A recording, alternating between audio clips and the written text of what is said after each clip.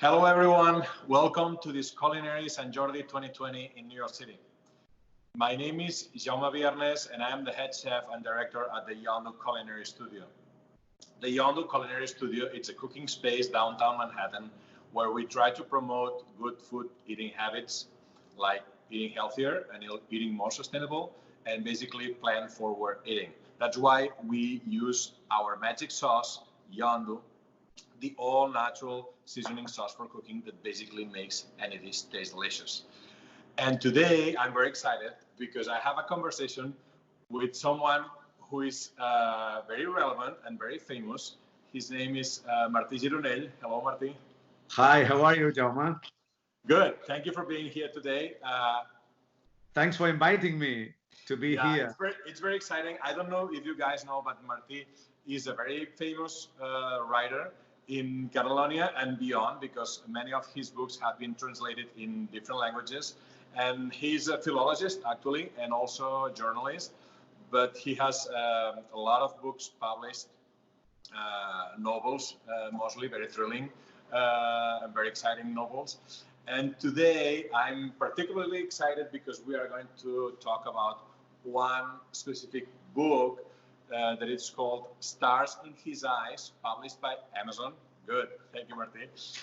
And it's all about food, right? I mean, it's all about the magic of food and how food and eating together can make a humble country boy into a star in the golden age of Hollywood, right? Yes. So today we're going to have this conversation, and also I'm going to illustrate with a couple of recipes from the book or appearing in the book. You are going to cook? Yeah, I am going to cook. Yeah. Great. Yeah. That was my surprise. Okay. So if you don't mind, because I'm going to prepare one special recipe from your book, which is the fettuccine Marilyn. Oh, great. Yeah, that you're going to explain a little bit more later. Yeah. But let me start real quick chopping the onion, okay? Because I want the people seeing the video to follow a little bit the recipe. So I'm going to chop the onion. Yeah. You can chop it, or you can actually blend it if you have a food processor, right? Whatever it's more comfortable for you. But I'm chopping this onion, and I'm going to put it in a cast iron pan to stir fry for about 5 minutes. Okay, so this chopped onion, I'm going to put it in the pan. We don't want this onion to turn brown. Okay, just in case any Catalan people is watching this video, we love brown onion in Catalonia. That's not the case. Okay, so we want to gentle stir fry this onion, keeping its color white and clean. Okay? Just become blonde, like Marilyn Monroe. Yeah. Let me show you real quick. Okay, so that's the onion, and I'm going to turn on the heat, and this will be cooking for about 5 minutes. Okay. And in the meantime, I would love, Martí, if you can just give our viewers a quick summary about Stars in His Eyes. Oh, yeah, of course. Thanks again for inviting me, because for me it's a pleasure. We would like to be here presentially, but we cannot be here. So I think it's a great idea to do this San Jordi virtual, thanks to technology. And as you said before, this is a story, Stars in His Eyes, is a story about a humble man born in Santander in the north of Spain, but he, with his family, came to Barcelona when he was just 10 years of young age. But he decided to run away of that gray and asphyxiating Spain. And in that period, we are in the turning in the 40s and the 50s with the Franco's regime. And he decided to run away to the States, to the United States, because he was a dreamer. He was a man that has very great expectations of himself. And he decided, when he crossed the ocean, when he arrived to New York first and then to Los Angeles, he decided to be another man. His name was Ceferino Carrion, but when he came to the States, he became another man. In the novel, I explain how he managed to have this second opportunity, how he changed his name, and how he became Jean Leon. In fact, the novel is how Ceferino became Jean Leon in this golden Hollywood, as you said before. And he decided to open a restaurant in the heart of Beverly Hills. And his partner was, attention please, James Dean. Oh my God. James Dean was his first partner, but James Dean, as everyone knows, died, and he never saw how Jean Leon opened La Scala. That was the name of the restaurant that is still open there in Beverly Hills. And he decided to present a different kind of cooking, very different from the one that the Americans could taste at that time. And he has a Gallego, a man from Galicia, a very young man called Emilio Nunez, there, like Jaume, cooking. And so it was a mix of Mediterranean cuisine, French, Italian, and Spanish. And this exciting mixture makes that he became one of the most known and successful restaurateurs of Los Angeles during the 60s, the 70s, and the 80s. And as you said before, one of his specialities was the pasta made in handmade and made in his own kitchen. And this fettuccine that you are preparing was one of the most famous because Marilyn Monroe was one of the customers that used to go to the restaurant. And the novel explains how this man reaches this celebrity, because they were not celebrities when they met each other for the first time. Just they were some kind of how do you call that, beginners. So they were studying, they were preparing the actors and actresses, no? And in that time they established a great relationship of friendship. He was very friend of Natalie Wood, of Warren Beatty, of Elizabeth Taylor, of Paul Newman. And once they reached a status, once they reached a name, once they reached fame, they keep on his friendship. And he was in front of the restaurant. And then all these celebrities went to the restaurant, and then the restaurant cachet was very, very high. And he decided to put the name of all these actors and actresses to the dishes of the ones that they used to ask for. For example, Marilyn Monroe always wants this fettuccine, and when she died, this dish became fettuccine Marilyn. So it was after her death that the dish was named Exactly. as a tribute to her. Because she used to go to La Scala and she used to order this dish, and that's why Jean Leon with how do you call that, with a very with a very good instinct. Yeah, with a very good idea, he decided to put his name. In fact, he used to call Jean and he ordered, and then Jean goes to her home, and this kind of service he used to offer to all the celebrities, and delivery. Yeah. And I explained that in the book, and there's a passage. If you want, I could read it when you. Yeah, sure. Let me do one thing before you read, because now it's a very important moment, because basically the ingredients of this recipe is fettuccine, of course, onion, ground meat, and cream. Okay. Yes. So it's a very simple recipe that everyone can prepare at home. But now what I'm going to do is to add the ground meat.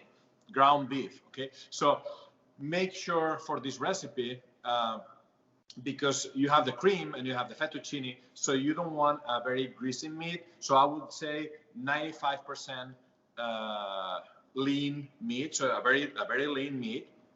So I ground it myself in this case. It's not that I typically do meat recipes here at the studio, because mostly what we do is plant-based.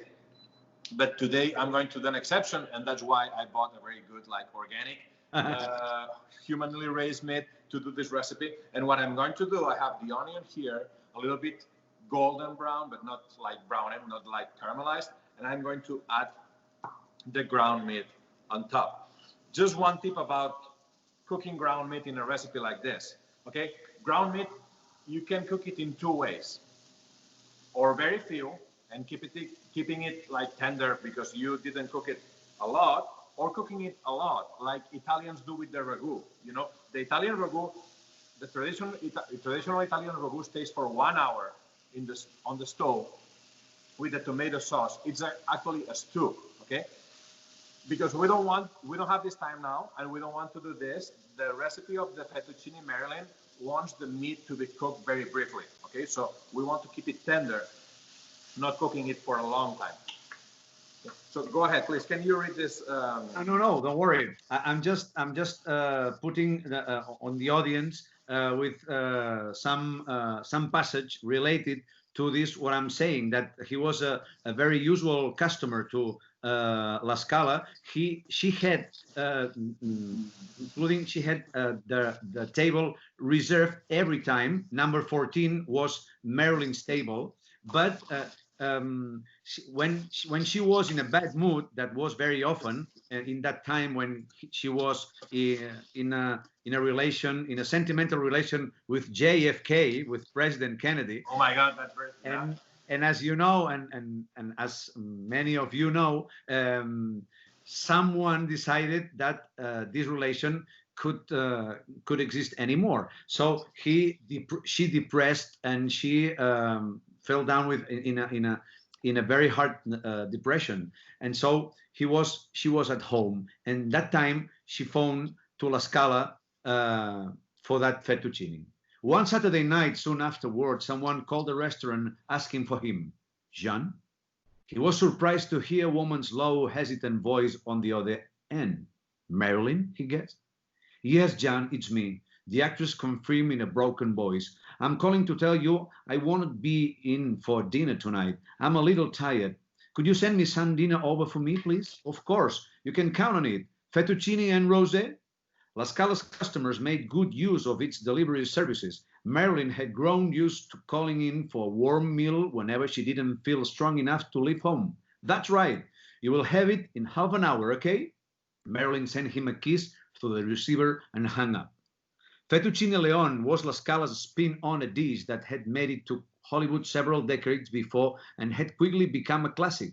The now ubiquitous Alfredo Sauce, widely thought to be an Italian classic, was actually just an American adaptation of the pasta in bianco that millions of Italians ate at home. But since Douglas Fairbanks and Mary Pickford had brought back the recipe from Alfredo's restaurant in Rome, after their honeymoon, local chefs had started adding an array of cheeses, butter, cream, breadcrumbs, grilled chicken, cup tomatoes, anything to give the dish their own personal touch. Marilyn liked it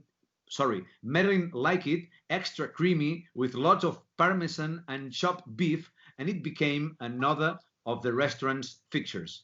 First had come to the mostaccioli Natalie, according to Natalie Wood, the rigatoni alla Debbie Reynolds, the grenadine of beef a la Paul Newman, and chicken a la Dean Martin. Then, when Marilyn took a liking to it, Jean Leon had renamed his Fettuccine Leon in honor of the actress, Fettuccine alla Marilyn. So that was the passage that I want to ensure you that this dish was one of the top because of Marilyn's death before, after that 1962 August the 5th. Oh my God, this is so exciting! And you said the restaurant is still open, right? Yeah. Do they serve these dishes yet? Yes. You can go to Google and put La Scala, and you will see. It's not settled in the same place, in the original place. It has moved, but his daughter Gigi is on the way with Las Calas, and she's with the memories of his father period of that. As I told you, with Paul Newman, with Debbie Reynolds, with Dean Martin, with, I don't know, Orson Welles, Rita Hayworth, all the golden Hollywood that used to go there for lunch and dinner. For example, JFK and Ronald Reagan, everyone was there. Wow, what an exciting times, right? Yes. I wish I would be there. I cannot smell it, but I can see that's a good appearance. You want to smell? Not yet, not yet. It will come one day. It will come. Oh. So now the meat, as I said before, is not totally cooked. We don't want it to be overcooked. So I'm going to drizzle some yondu. I'm going to use yondu instead of salt, okay? Okay. Because yondu adds flavor to any dish. Some people use bouillon or aminos or other flavorings. I'm going to use yondu because it respects the natural taste. And also now I'm going to add cream, heavy cream to it. Yeah. Okay, so I'm going to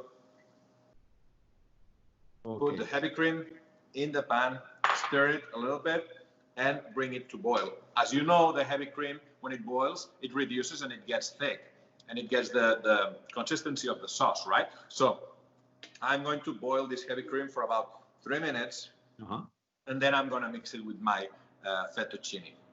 Okay. So I'm very curious to know, because I've heard that this was the last dish that Marilyn had, right? Yeah. Because they say in the autopsy, they found fettuccine Marilyn's. Rest of fettuccine. Yeah. I just look up to the Los Angeles time of that period, and I could read an interview that just 5 days after the death of Marilyn Monroe, a journalist was interviewing Jean Leon, and Jean was just explaining what I have just read and I have put in the novel, but it's a fiction, of course, because I'm trying to imagine how the conversation was, and that's the fact. He was explaining that was the last meal that Marilyn Monroe had, because she phoned as she used to do to La Scala, and then Jean Leon went to Marilyn's home, and with this fettuccine that then it became fettuccine Marilyn, as I told you, and that's true, because the autopsy just put on the right way. But it was not because of the fettuccine, right? No. It was because another Italian ingredient called mafia. Okay, I see. Oh my God. So it looks like it took a lot of research for you to do this book. Where did you get the information? Where did you get the idea to write this book? Well, the idea, it comes out with a dinner. I was invited in a dinner there in Spain, and someone put a bottle of Jean Leon's on the table, and the person. Good wine, by the way. Yeah, because the story of that man is that he has a dream that he wants to be another man. He wants to be someone that we will remember him, because he will do great things, and he really did good things. Not only important things, not only open this restaurant that it was one of the most popular restaurants there in Hollywood during a couple of decades, but he wants to do his own wine. He came back to Spain, to Catalonia, to a very a region that is very near to Barcelona, called El Penedès, where not only the wine, but on the sparkling wine are the products that gives names to that region. And he went there to he bought a a piece of land and build up a chateau, like he was in France. And then he began to produce this wine, a wine that it became famous because Ronald Reagan, his friend, when he became president, he decided to use to cheer up the Jean Leon's wines, and then that's why he became famous in the 1980s because of this achievement. But when I was in this dinner, someone explained us that there was a story behind the brand Jean Leon, and they explain us this story. What I'm trying to explain in this book, Stars in His Eyes, that the humble man called Ceferino Carrion wants to change his way of life, wants to chase his dreams that he was believing in, and working hard, he achieved it. When he goes to the States, he changed his name and he worked very hard to achieve these both dreams, open this restaurant and elaborate his own wine. Then I began to research, as you said, Jaume, looking up lots of newspapers of that period, reading a lot of biographies of these celebrities, from Frank Sinatra to Marilyn Monroe, James Dean, Paul Newman, John Fitzgerald Kennedy, Ronald Reagan, and a lot of these big names. And in some of them, they used to talk about this special and characteristic restaurateur called Jean Leon. And then I was matching all this information, and then it begins all the story. Wow, he wanted to be remembered, and he certainly is. Okay, yeah. For many points. So I just put some pepper in the sauce and some nutmeg. Always there is cream involved. I like to add some nutmeg to it for extra flavor. So now I have this sauce here, and what I'm going to do is to add the fettuccine. The fettuccine. You can do fettuccine yourself if you like to make pasta at home, or you can buy them in the grocery store, because actually you know that what Italians say, right? Dry pasta is more al dente, fresh pasta is a little bit more soggy. Yeah. So it depends on your taste. So I'm going to just stir this fettuccine in the pan with the meat together, and I like to add a little bit of fresh hint to it. So I'm going to add some chopped parsley. Okay. Great. Fresh parsley, that it will give this extra color. Oh, great. Okay. So let me show me again, that I will take a picture. Yeah, let me remember it for you. Yeah. It's all ready to serve. In the dish. Yeah. Oh my God, that looks so delicious. Yeah. Is this? How does it smells? It smells great, and yeah, you know what? This is going to be my lunch. What time is it in Catalonia now? Now it's 7:45. Okay, so here you go. Oh, great! Your fettuccine Maryland. Okay, ready to go. Ready to eat. Yeah. Oh. So look what I have in my hand. I know what it is. I know exactly what it is. What's that? What's that? This is a mimosa, right? Yeah, man.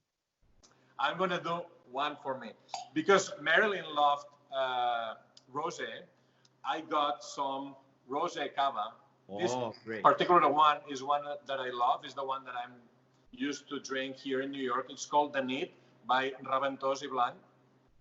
Yeah. It's a small vineyard in Catalonia, and I'm explaining all my friends here in New York about cava and the differences between cava and champagne and prosecco, because all of them are good if they are well done, but people should know that we have outstanding cavas out there. So sometimes cava can be bad, but most of the times cava it's a great wine, and all the wine lists and wine rankings in the world give cavas a very high rank. So I just wanted to point this out because cava is still a little bit unknown in the US, and I invite everyone to try this cocktail with cava.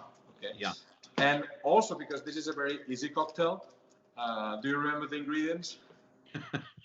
Well, I think I am able to remember them because it's orange juice, a little bit of sugar, and a sparkling wine or champagne or cava, because the original one, as appear in the novel, was invented, attention please, by the genius Salvador Dalí. Oh my God, really? Yeah. Well, I discovered reading a biography that it's published in 2001 about Jean Leon, called the King of Beverly Hills, by a Spanish journalist. And I discovered there that Salvador Dalí came to Hollywood, as you know, not only with Walt Disney relationship, but he was related to Alfred Hitchcock. Okay, and Alfred Hitchcock was one of the customers that used to go to La Scala restaurant, to Jean Leon's La Scala restaurant. And once he went there, Jean Leon's was very not to everyone explains that he came from Spain, because he was very afraid of the Franco's authority, that maybe someday could bring back home him and put on the jail. So, but to Alfred Hitchcock explained that he came from Spain, and that he knows and he has a relation with Salvador Dalí, because that man once that appear in the how do you call that, in the well, in Alfred Hitchcock production building. Yeah, go there, and it comes in, and they have to sign for a contract that they had of collaboration. And Alfred Hitchcock decided to cheer up with sparkling wine or with champagne. But Salvador Dalí didn't like to drink alcohol, and besides, it was an orange juice jar, and he mixed the orange juice with the champagne, and he, with the color that it became, explained to Hitchcock that it looked like mimosa, this kind of flower, no? And this was the explanation that Hitchcock gave to Jean Leon. And every time that Alfred Hitchcock appeared to La Scala, it has on the table this glamorous cocktail. Okay, so half cava, half orange juice for Salvador Dalí, Alfred Hitchcock, and Jean Leon. Cheers. Yes, cheers.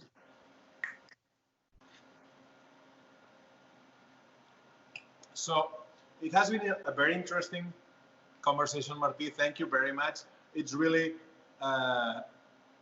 amazing and exciting what you tell in your book, and I hope many people will be willing to read it right away after watching this conversation. I just want to point out, I mean, I guess people who's seeing this knows what Sant Jordi is, right? Because that's why they are watching this video. But in case you don't, I just want to tell you that Sant Jordi is the love day in Catalonia. So it's our Valentine's Day. And how do we celebrate this? We celebrate it with flowers and books, giving away flowers and books to our beloved ones. And it's not only that we do this in Catalonia, but we want to do this in New York City too.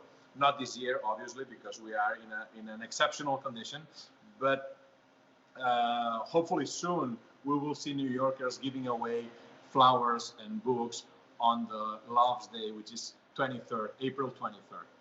Yeah. Okay. So I want to cheer for love again. Yes. This is good. And for culture and for books, of course.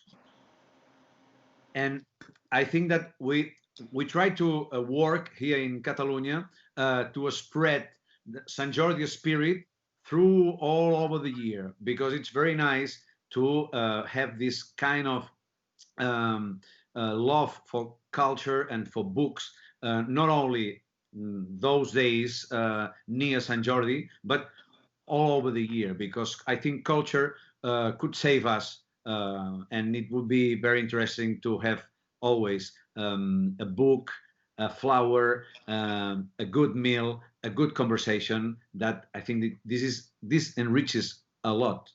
You are totally right. Thank you very much, Martí, and hope you see you soon.